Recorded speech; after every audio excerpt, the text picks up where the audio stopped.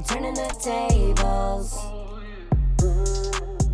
Hey T, Hi, Rich. How are you? I'm doing really well. How you doing? Oh my God, I'm like freezing cold in Jersey. I'm telling you, I'm in Newport, Rhode Island, and it's what, 10 degrees or something else. It's insane cold, but it's Ye- February, so I'm not complaining. So, I think guys, well, you were the one that you used to go swimming naked every single morning. So the cold does not bother you. No, it was LA. I mean, it was hot. I had the jacuzzi. You guys were all hung over till who knows what time, so nobody got up. Nobody even joined me. But I love wait, I don't, the but it pool was, remember what, Rich, that when we were there, it was not that warm. It was cold. It was a little bit cool in the air, but the jacuzzi was always warm, so it was nice cool air, and the jacuzzi was really hot. I was loving that. And then for a cold dip, I would hop in the pool. I was going to say, because so you went in the jacuzzi. I thought you always went in the pool and Both swam. of them. Both. Okay, both of them. So Yeah, I like, had the whole place to myself all morning, every morning for weeks. It was great. I know. So, guys, Rich and I were the first ones to always be up together. Yeah. So we were the early birds, and I feel like that's when you and me bonded. Because we were out of the whole house, you and me were the only ones that were up. The earliest, right? True. Yeah, we did get to chat then, but a lot of the time, you that was your family time too. So I tried to leave it, let you chat with them. Yeah, that because I know we got our phones in the morning and at night. So that's when I used to talk to the kids and Louie and during in the morning before we started our day. That's how I got to say hi to your daughters too. Was in the morning I sometimes. know. And Say hi then to them. yeah, and then I didn't know Rich was such a big fan of Housewives, and he knew my whole story and everything, and so it was I love that. That's what made me feel so comfortable with you, is that because you knew you watched all the shows. Yeah, I followed you right from the get-go, but I was concerned. I don't know if you remember when I walked in and I saw your face and I was like, so do you even know who I am? You're like, nope.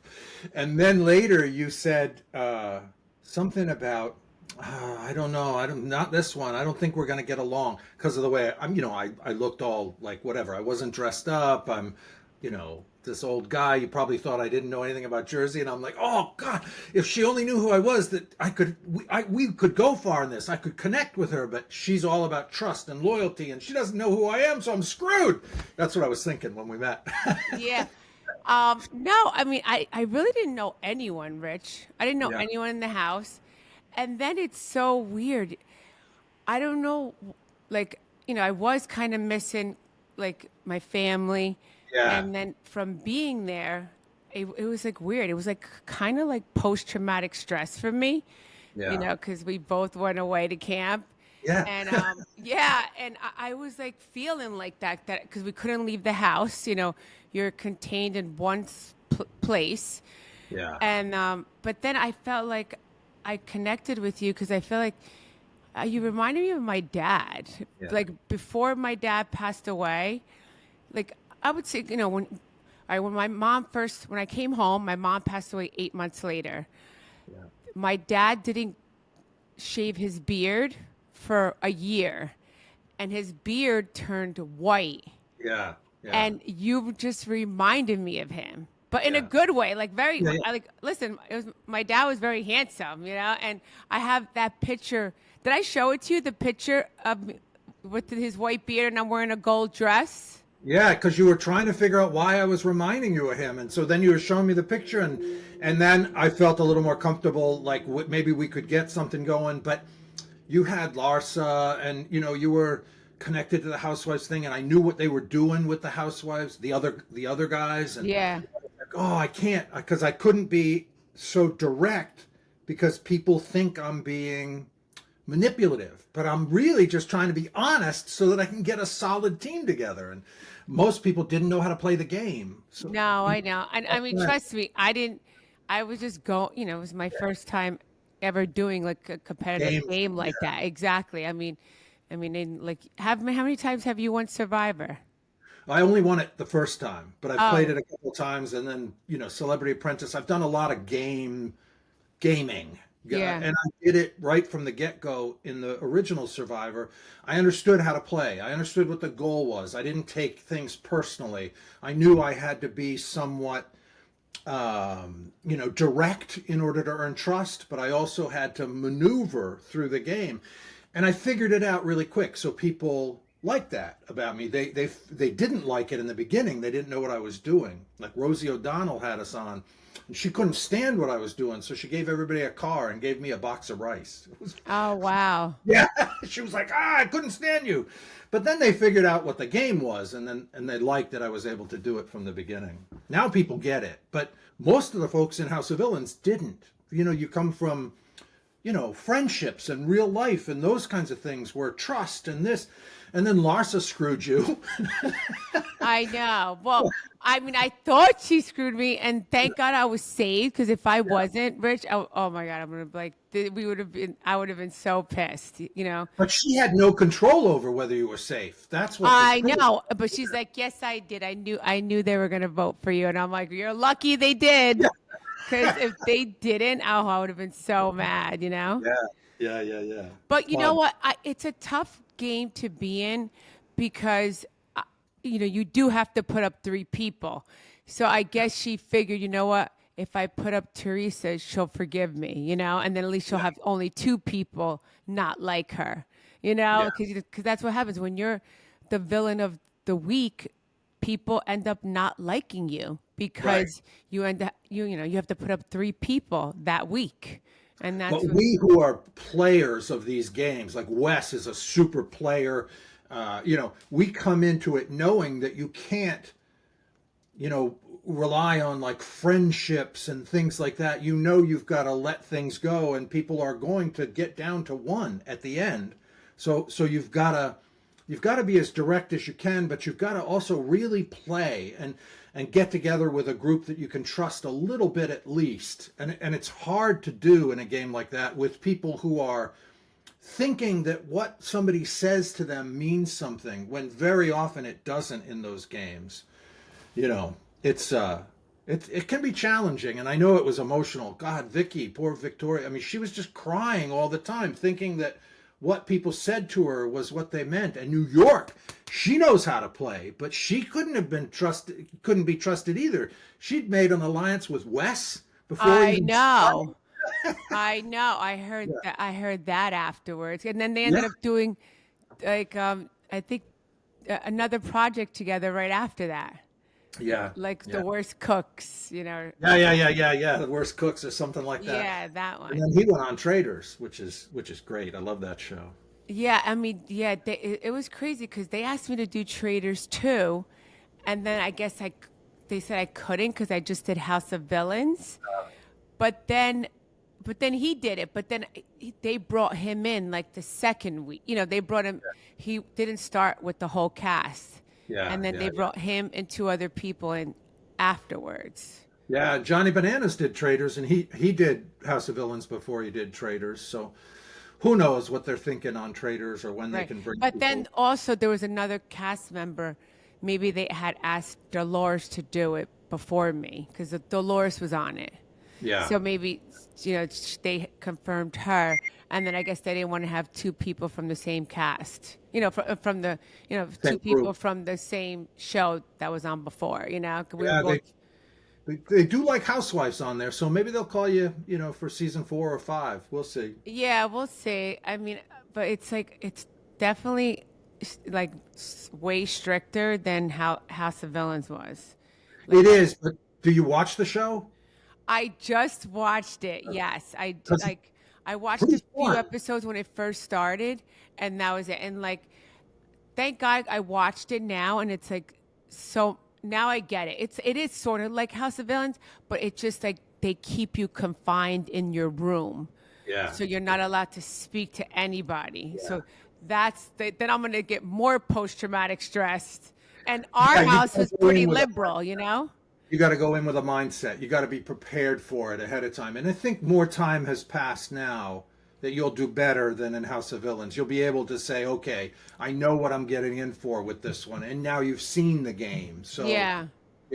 Yeah, no, if I we'll see what happens in what the future holds. But now my mind. Yeah, exactly. I saw it better, and it looked really scary, and I don't feel like it's that scary, you Yeah. know. So But I think they'll probably ask you to do it too. I hope so. Yeah, Yeah, I'm looking forward to it. I love the game, so I hope they ask me. And yeah. the stuff that scares the other players, like the bugs and the this and the, I don't care. Oh yeah, you would fit right in with that. Yes. How has life been since House of Villains for you, especially after sharing such personal details on national TV? So listen, that's because of you. Here I am, 20 years in these shows, doing all kinds of stuff in television, and no one has ever asked those questions. And you were just so open about it, and you changed my life. I don't even know if you know this yet, but so you asked, are you a top or a bottom? Uh-huh. And then do you do poppers or whatever? And nobody, like a lot of people don't even know what that means. What do you mean top or bottom? But in the gay world, you know, you're Yes. sometimes you're top, sometimes you're bottom, sometimes versatile, whatever. But nobody thinks of or had been thinking of me publicly for the most part as a bottom. And when you ask, are you a top or bottom? I'm like, hey, I prefer bottom. Changed my life. People reached out and said, who and you and what and da da da da da. And this guy, an artist from Portland, Oregon, reaches out and says, I don't even know if you saw that, but in something is my, you saw that. You're beautiful, he texted. Oh, you got a call? Yeah, that's right. He says, you're beautiful. And we started talking. And Oh, I love that. yeah. Oh my God, I'm so happy. And he moved from Portland, Oregon, and now we're partners. He's moved in here. We talked for a couple of months. He came to visit a couple of times, and then he moved in. Oh, boy, I'm so, what's his name? Chris Moody. Oh my God, I love that. Oh my God, Yeah. I love bringing people together, and I love bringing love together. There you go. Just out of the blue with a question like that. And everybody in the house, when you were asking her, thinking, what on earth is she doing? Look out for her. You never know what she's going to ask. But I love it. I love the honesty. I love the directness. It's very, very fun. Yeah, I'm like, you know, it's from watching me on the show, I'm very real, and I don't know, I just wanted to get to know you, and like I felt comfortable with you, and yeah, like I felt comfortable with everyone, I have to say. Like I feel like Wes was a little more quieter in the beginning. Yeah. And now and then he opened up, but the only person I didn't feel close to, which you could tell, was Jesse, because Jesse wasn't him, like he wasn't true to who he was. Yeah, he was feeling like he had to be a character a lot of the time, I think, and it was a little bit tough. And for me, it wasn't Jesse. I got pretty comfortable with him because I got to talk to him about who he really is, you know, out by the pool. I spent a lot of time talking to him. But was New York. I'd never seen anything she'd done. I didn't know anything about her, and I'd never seen anyone interact with people the way she did. So I was just observing her. And then she came at me, you know, because she thought I didn't like her or whatever. And I thought, I'm not getting along with her. But then as time, she's a lot deeper than I thought. And I figured out who she was. She understood the game, and she was really playing the game. And I didn't even notice. I didn't get that. If I'd have gotten that up front, I would have been okay with her. But we weren't connecting in the beginning. Yeah, I mean, she came at me too, but whatever. But then, you know. Came at everybody at some point. Exactly. Yeah, exactly. I guess, you know, she was trying to make good TV, which is fine, you know? That's her thing, yeah. Other than the obvious, how were your experience different on Survivor than House of Villains?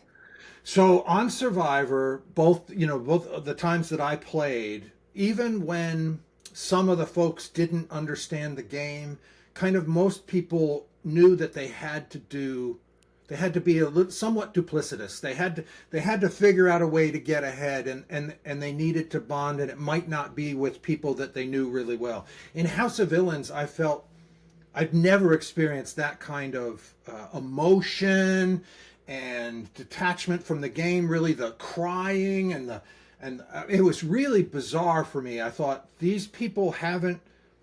Or maybe they don't care about the money, or maybe they don't care about winning or getting to the game. But for me, it's a game, so it's like playing football or playing backgammon or something. I wanna do the best I can to get to the end and win.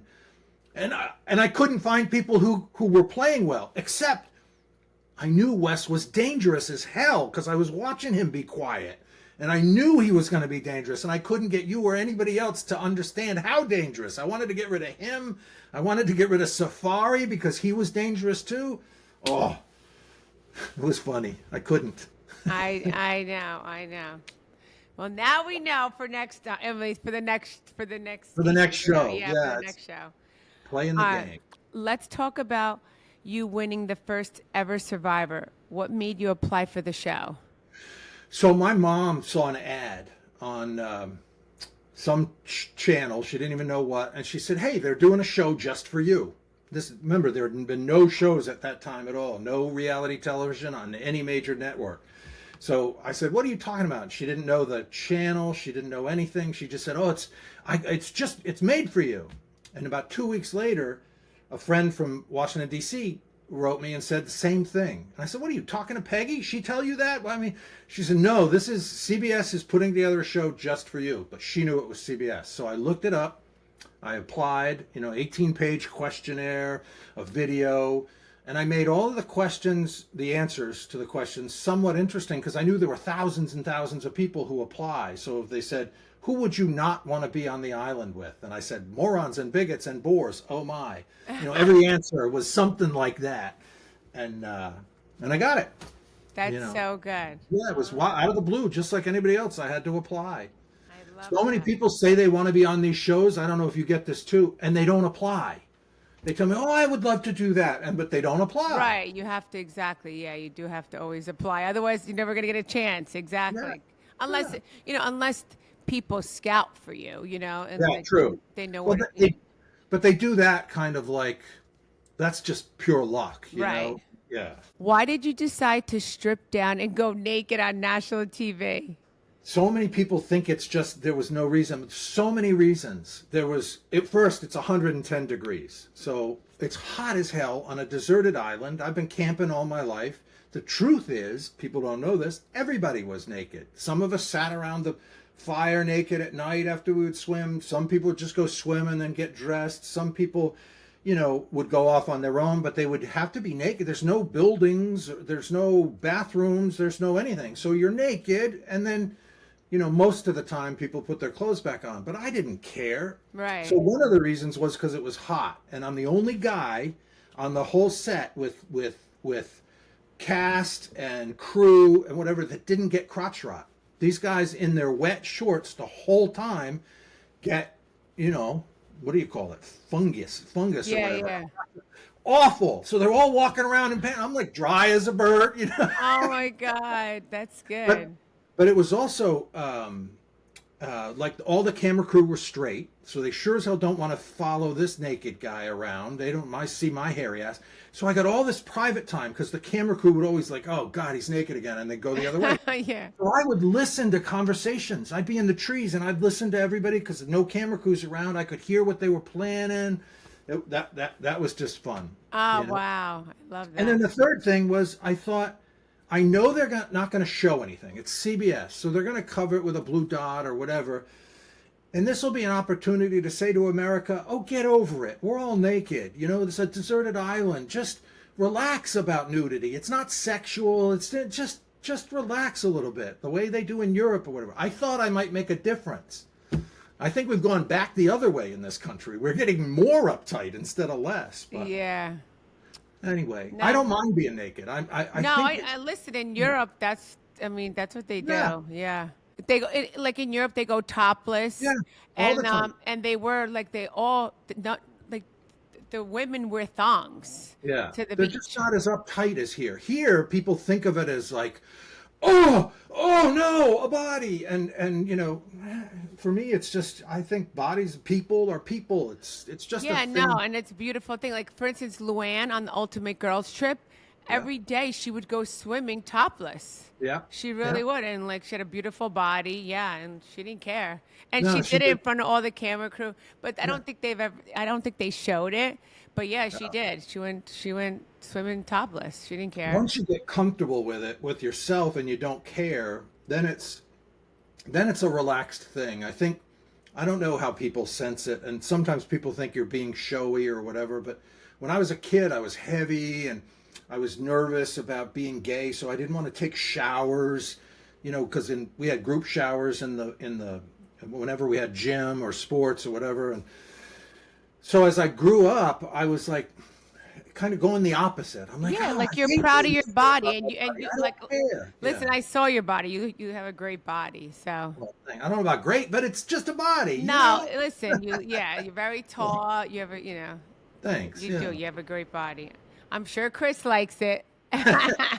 Did that help or hurt your dating life, being naked, like after Survivor? So I'm not sure about that. Like I said, when you asked, am I a top or a bottom? I think that helped get people a little more comfortable. I think people always think of me as assertive and a top. So I don't think necessarily anybody who would be interested in me as a bottom kind of reached out or helped my dating life. But being naked itself, it did, I think, help in that it introduced me to folks who were not so not so caught up in the paranoia of rules and culture, etc. And so I think I don't know about the naked part so much as just being who I am and being gay. I've never been more proud of anything than when people reach out and say, "Thank you for being you." So part of that's being naked, but they're like, "Thank you for being," I've never seen anybody like me on TV. It helped me come out to my parents. It helped me be myself in my life. And that makes me feel so good. And I'm sure some folks have reached out to you that way too and said, "Thanks, Teresa, for being a strong woman. Thanks, this Yes, kind of, I yeah." get that all the time. That there was like, you're so strong. You've inspired me. From watching your journey, you've helped me get through difficult, times in my life. And Isn't that thank the you best so part much. of It that? For is. me, that's the best part of It being is. on TV, I think. Yeah. No, you're right. Feels great to me. When you were on Survivor, talk about your actual living conditions, and was it as rough as it looked? Oh, way, way, way more. Yeah, Really? so it looked hard. Yeah, it looked difficult on TV, but it was way, way tougher. I mean, literally 120 degrees, no shelter sometimes. And even the folks that did stay in a shelter, I just laid on the beach. But folks that tried to stay under the mats, the leaves, and the overhang that we tried to build, they got all kind of moisture and bugs, etc. Rats got caught in the women's hair, when they were sleeping. Oh yeah, no, Oh I mean, my God, I would screams, die. screams like you've never heard. Like you think they're being killed. Yeah, oh my God, I don't think I would make it on Survivor. And no food. No food at all. People think, oh, they give you all kinds of food. No, there was can of rice, that we carried in, but that had to be rationed. So I lost 43 or 44 pounds in Wow. 49 days. So way more than a pound a day. Oh, A wow. lot of weight to That's a lose. lot of days, 49 days. Wow. Yeah, 39 days, Oh, 46. 39. So it's a little bit more than a month. Okay, yeah. But with nothing, with no food, no house, no shelter, no anything, no family, and you know how that gets to you mentally. So Yeah. people were really stripped down emotionally. I was lucky. I think I just kept repeating to myself, $1 million, $1 million, $1 million, and that kept me focused on the game. But so many people would, they would just be crying and they would be sad and they would be hugging these people that they just met and I'd say, "I love you," 2 days in or a day. I'm seeing them saying, "I love you," and "I love you." I'm like looking at them going, "I love you. You just met her. Right, You right. got to get rid of her. What are you talking about?" Yeah, yeah. So I was lucky to keep the focus, but I understood the emotional part of it. It's hard. So I know the answer to this question. Do you watch any Housewives franchise? And if so, which one's your favorite Housewives? So look, Jersey's always been a great, great show for me because it's, I think, kind of the realest of them. I don't know how to describe this, but they're all over the top. And the women are living these lives that have all this drama in it. But for me, the Jersey Housewives seem to kind of get at what's really going on in each other's lives. Like Beverly Hills, for example. They do-ish a little. I love the show, but it seems put on like they're holding off this and holding off that, and let's get this outfit, and it's got to be this way, and it's a little more constrained, I think. Jersey's always been more real. I love almost all of the Housewives shows. I don't follow all of them, but they're interesting and they're Bravo. And before I met Chris, I told you I was interested in meeting Andy. I thought, Andy's single. What the hell? I know, you were telling me. I know. Yeah, I yeah. think I texted him about you. Yeah. Yeah. So, it was one of those things where I do like the whole franchise, and I've paid attention to it, but not just blowing smoke up your ass. I think the Jersey crew, Dolores, just everybody, they're just kind of real. Like even New York, like Dorinda recently was quoted as saying, because she was on Traders, and she was quoted as saying, "Oh, these Survivor people, they're a different breed." And I'm thinking, here's this chick Dorinda with these other folks who come out and they're on vacation, and one's shitting herself as she's walking to the breakfast table, and she's calling us a different breed. I'm like, girl, you just you're missing it, Yeah, no, you're right. We're just playing a game and doing our thing too. But Yeah, anyway. I mean, you guys are just, you guys know how to play the game. Exactly. Yeah. I love hearing stories about how someone has turned the tables in their life, like how they made a bad situation a better situation. Something bad that happened in your life, how you made it a better situation. Do you have one that you would like to share with us, like something that you ended up turning the tables in your life? Sure. I mean, we can get serious a little bit here. We're kind of just talking, but when I was 8, I was raped. At 10, I was molested again. When I was 15, my 13-year-old brother was run over and killed by a drunk driver. My parents divorced when I was 11. Yeah. So it's a hell of a childhood. And from the turn the tables perspective, what's there to do about things like that? So many people get lost when they are molested or raped in what they somehow react to as feeling shame about it or something.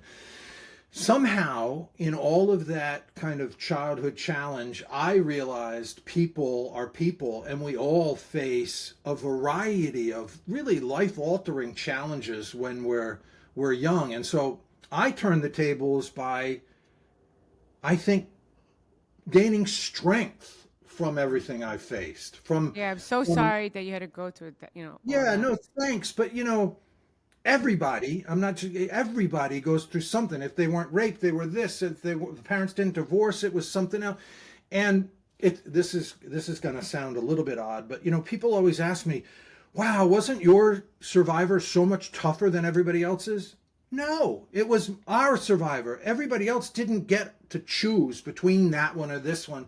When they go on it, if it was a little less tough objectively from how mine was, they didn't know that. Theirs was as tough as it was for them. So every person's experience hits them however it hits them. If it's difficult for them, it's difficult for them. It's not worth comparing, oh, you got raped and you didn't, and you got this and you didn't. Everybody faces challenges, and the turning the tables part of it for me is just becoming a stronger, confident person as a result of recognizing what life is about, and that life isn't all, roses and days on the beach. There are challenges, and you've got to get through them, and the way you can feel good about the great times and the good people in your life is to have encountered all these things that were so challenging.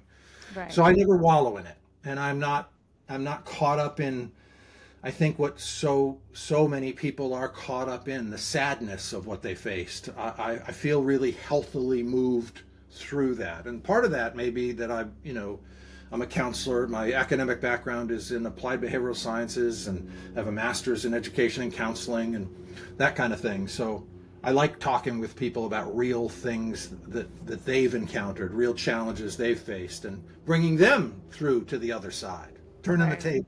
No, no, I love it. Thank you for sharing that with us, because that's what I tell everyone.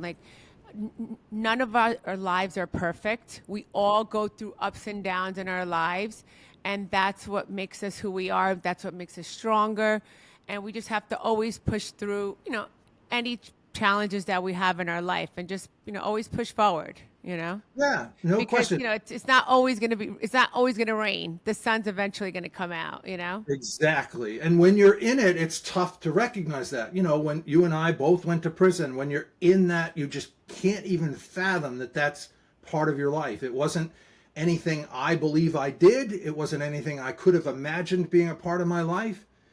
And I had to get through it. So I did the best I can. And when you get through it, you're grateful for being through it. If it's over, Yeah. it just lingers. Yeah, But no, I finally, I feel like I finally got my answer. I'm like, because I was mad at God for a long time. Like, why did I have to go through that?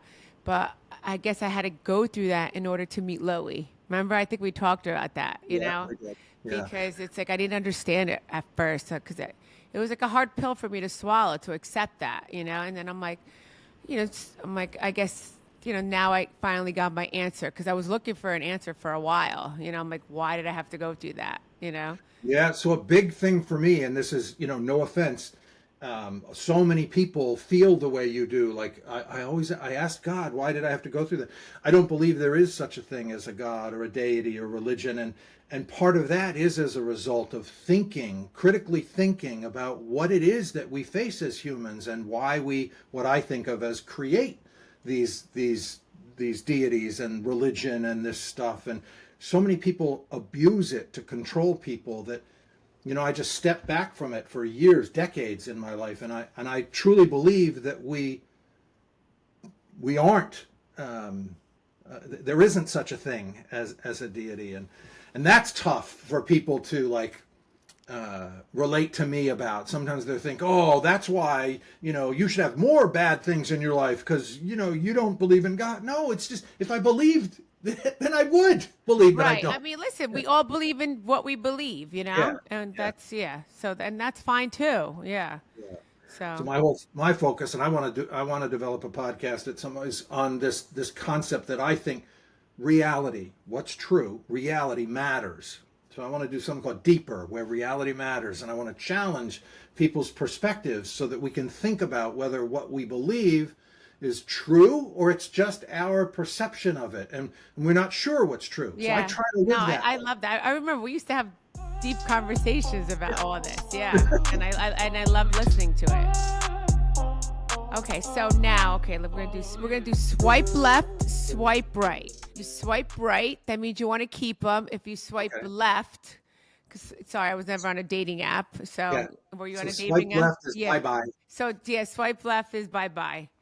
All right, so I'm gonna name some people. Wes. Swipe right.